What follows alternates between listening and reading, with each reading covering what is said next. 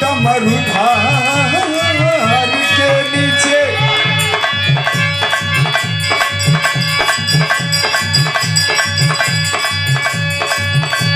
ये सैया जी हो सैया जी हो देवों को देव ज्ञात किया गया अंतरराष्ट्रीय देवता कहे जाने वाले कहा जाना छू अब हम तो भागियो न पिया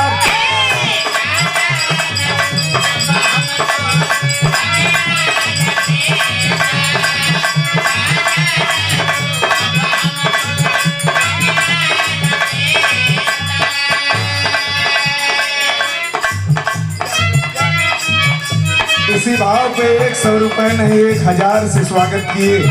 दरोगा यादव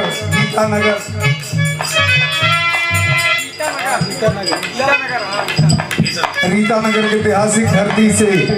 100 रुपए नहीं 1000 से स्वागत किए पैर छूकर के प्रणाम करते हैं आशीर्वाद की कामना करते हैं। यहाँ सभी सम्मानित जितने दूर दराज से नात रिश्तेदार संगी साथी दोस्त मित्र लोग आए हैं बहुत बहुत हम पैर छूकर के प्रणाम करते हैं आशीर्वाद की कामना करते हैं। कहा जाना छू अब हमको भागियो न पिया तू रूठ जइबू गौरा